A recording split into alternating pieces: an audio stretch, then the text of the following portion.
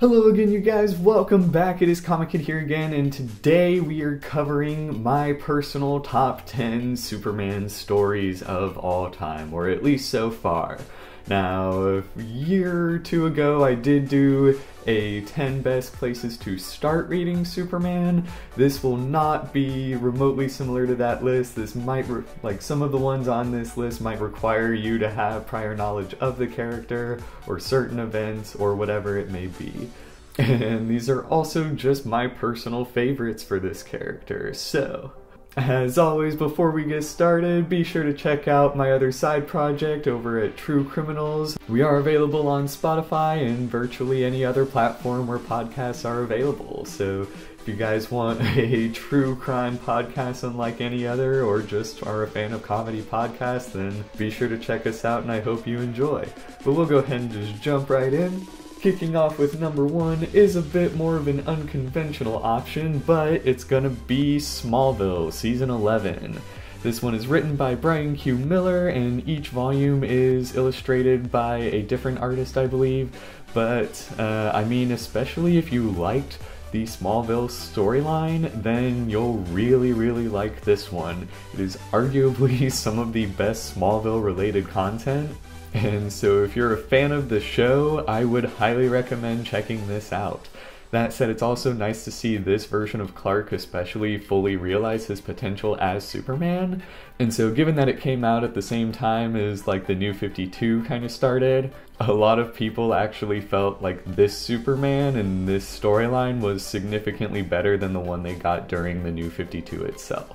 And so if you want something that, you know, continues Smallville if you like that, or if you just want a bit more of a nice, refreshing, unconventional take on Superman, while still keeping that bit of modern feel to it, I would highly recommend checking out Smallville Season 11. Eventually they work their way up to introducing characters who weren't seen in the actual show, and so there's that as well. Now, next up we have Superman Red Sun. A lot of people actually consider this to be one of the best Superman stories yet told, and it's like that for a good reason.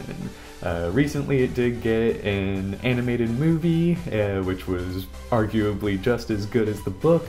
And so yeah, essentially the storyline is in Elseworlds that explores what the DC universe would look like if Superman's rocket had landed in Soviet-era Russia instead of Smallville, Kansas. And it's just a really interesting and intriguing look at the character, and also has a lot of unique themes, obviously relating to the political and historical tensions at the time.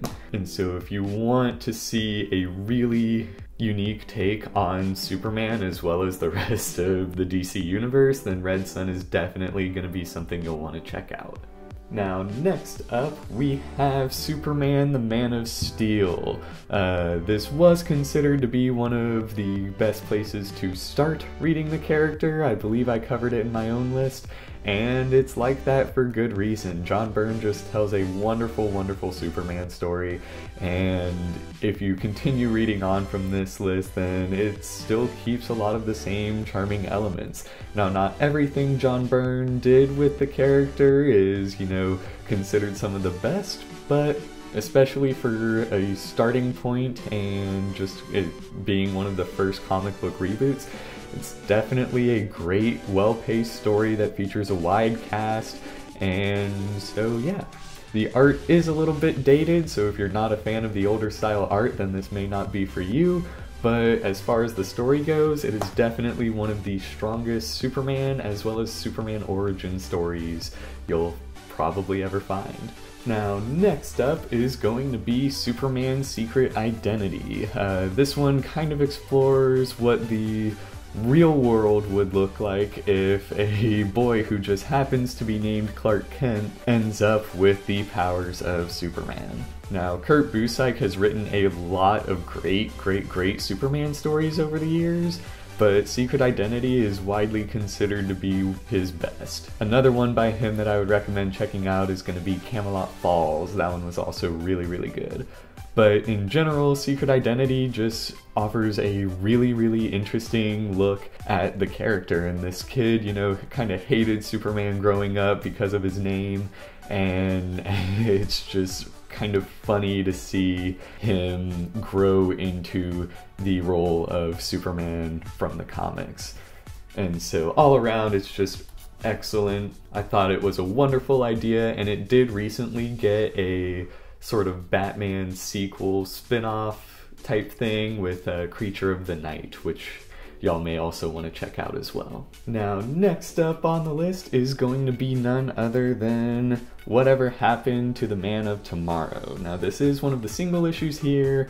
If you get the trade, it also comes with some of Alan Moore's other works with Superman, especially for The Man Who Has Everything. And I guess you'd say this spot kind of has two Superman stories in there, because not only is Whatever Happened to the Man of Tomorrow absolutely phenomenal and still impactful even today, but For the Man Who Has Everything is also amazing.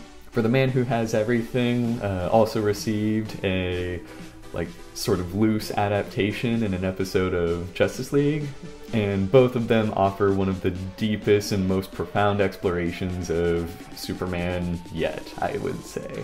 Like, even all these years later, this story, or I guess both stories, are still regarded as some of the best Superman stories yet told, and for good reason. So if you happen to find a copy of the trade, it shouldn't be too hard to track down, but I cannot recommend both of them enough.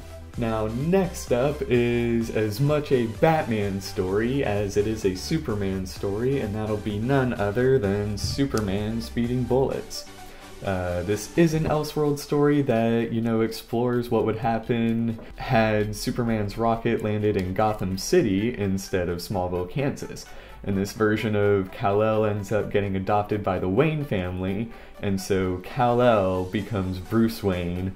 The real Bruce Wayne is never born, and this version of Superman actually ends up becoming Batman. Now, in my opinion, I thought this was one of the greatest ideas yet explored in comics, and this one shot alone just does a lot of really, really intriguing things, especially in regards to like Lex Luthor and a few other things in the DC universe. But if you want just a short, sweet, phenomenal Superman story, this one is definitely gonna be worth your time. Now, next one up I might get a little bit of flack for, but Grounded is actually one of my favorite Superman stories. It technically starts in 701, but I just really like the cover for 700, and it's still written by Straczynski, and so yeah. But effectively, after the New Krypton saga, Superman, you know, has been away for a while, and he's trying to reconnect with his, humanity. And a lot of people didn't like it just because it's a, more emotional, I guess, angsty version of Superman. But honestly, I felt like that really emphasized the fact that he's human over Kryptonian. Now, personally, I love almost anything by Straczynski, and despite the dislike that this story in particular did receive, I actually thought it was a really, really just solid exploration of the character all around. You actually see some classic elements of Superman come out in this, where he's just some guy kind of helping wherever he can, however he can, and you see him grapple with, well, what's the best way to make the biggest impact? And so, yeah, personally, I don't understand the hate that the story got. I thought it was great, and I would recommend it. So, I mean, I don't know, maybe it is just me. Let me know what you guys think of Superman Grounded down in the comments section below. And if you hated it, let me know why, because I really don't get it.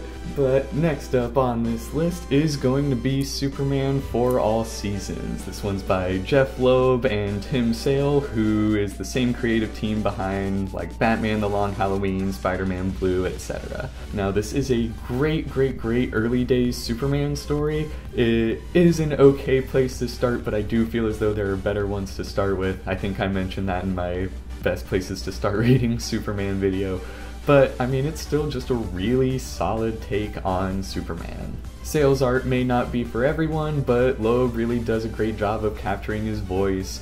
You get a lot with Ma and Pa Kent too as well. And as a standalone Superman story, it's just really, really solid. There's a particular moment in here that even ended up in the Superman and Lois pilot, and those who have seen it and read this will know exactly what scene I'm talking about, but that just kind of goes to show how well done this Superman story in particular is. So yeah. Now next up is going to be Superman Earth 1. This one is again by J. Michael Straczynski and is a sort of more modern take on Superman's origin story. Now I only have book 1 pictured here, but in all honesty all 3 are really, really solid. Book 1 is a great origin story. Book 2 alone has easily one of the strongest and most like heartbreaking just short Superman stories in it that I could possibly think of, and book 3 is kind of a nice rounded conclusion to at least everything Straczynski had planned. The arc itself, or I guess the timeline itself, doesn't conclude. He does leave plenty of things open in case DC assigns another writer to the project, but I mean, all around, it's just great. That said, I would encourage you guys to probably check out the artists of these stories just in case. Book 3 especially is illustrated by Ardian Syed, who got in trouble for all the X-Men Gold controversy, and so you may want to look into both artists before you choose to support their work, but I mean, in all honesty, it is a really solid story all around, and between this and Grounded, I think this is the stronger Superman story, at least from Straczynski, but that might just be me. And so yeah. Now, last but not least, as I'm sure will come as no surprise to anyone, but AllStar Superman. Now, unlike its Dark Knight counterpart, AllStar Superman received phenomenal reviews and is still heralded as arguably the best Superman story yet told. Grant Morrison just did a wonderful, wonderful job with the character in this story, and even though it's not canon, it's still just hands down one of the strongest Superman stories you'll ever read. And I don't want to say too much about it because I don't want to spoil it, but like there's just so many good things about this story, and each issue is kind of its own separate chapter. They do all build on each other, and there is a cohesive, coherent story, but each chapter is almost like a one-shot in and of itself. And so if you're looking for a nice standalone Superman story that'll absolutely like knock it out of the park, blow it out of the water, whatever expression you want to choose, AllStar Superman is probably my #1 recommendation. Now, I did forget to mention that that list wasn't in any particular order except for AllStar Superman being my top recommended, but those are probably my top 10 to date. And it's hard to put them in some sort of order, so just know that those are the ones that I'd probably recommend the most. But that is about everything I have for y'all today. As always, let me know what your favorite Superman stories are down in the comments section below. Be sure to hit like and subscribe, and I will see you guys again real soon. Thanks for watching.